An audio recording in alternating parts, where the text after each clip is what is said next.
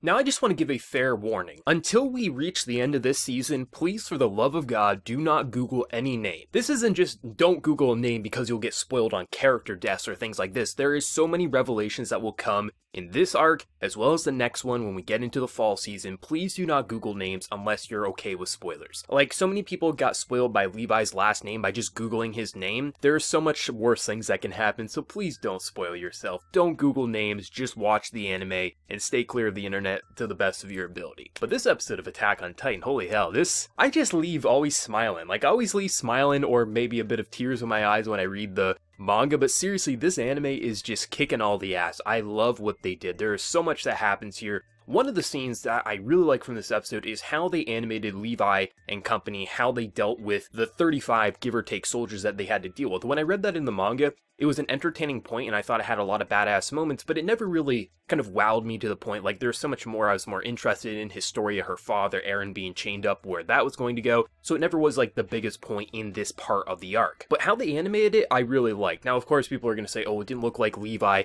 kind of like taking out Kenny in his first introduction, how it was so beautifully animated. That scene took a month to animate. Of course, not every scene of Attack on Titan is going to look like Levi chasing people through the street and then crashing into a bar. It's kind of stupid to think things will always look like that, but it still looked great. I love how the characters were bouncing around. I love the idea of strategy. This isn't just like people in maneuver gear kind of doing things willy-nilly. No, they had ideas to smoke screen people, use the smoke screen and people would jump around. They'd be able to cover themselves, the explosions from the barrel. Levi just counting how many people there are and then just being badass. We got 35, let's take them out, but also showcasing why someone with swords could be able to overtake someone with guns, because you would assume, well, if they have guns, they should be able to defeat them, but their maneuver gear has a major weakness. Well, technically two.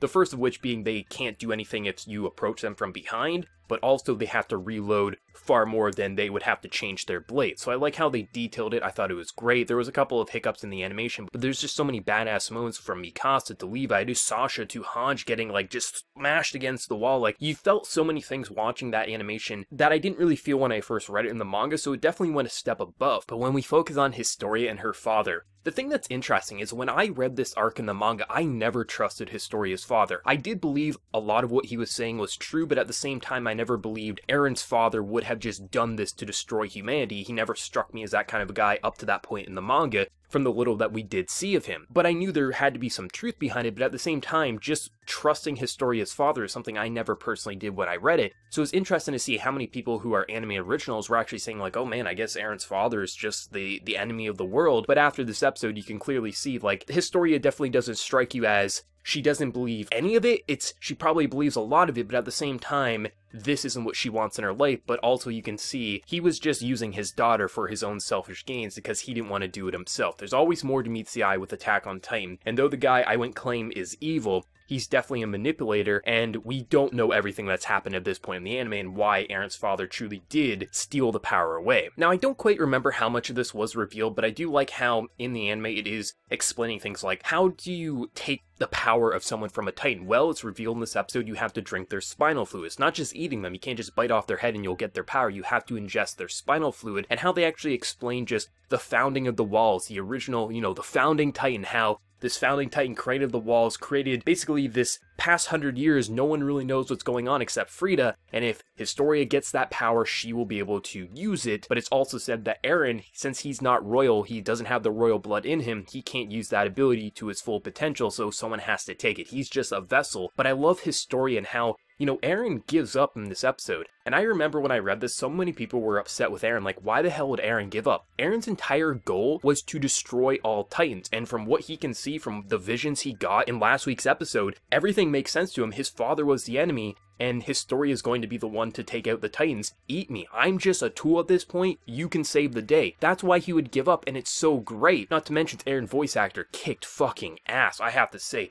The way he was trembling. Eren's voice actor has always been great in Japanese, but this episode might be his best performance to date. How he was trembling, how there was so much emotion, but how Historia decides, after kind of looking back with Ymir, like, I don't care if I'm the worst person on earth, this is not what I want, I won't do what you want, because she doesn't know everything that's truly going on. She realizes that she's being manipulated, but at the same time, she's always done things for other people. It's time for her to live her life, and that's why she releases Eren, and that moment between Historia and Eren is so damn important. Manga readers will know what I'm talking about. I love that so much.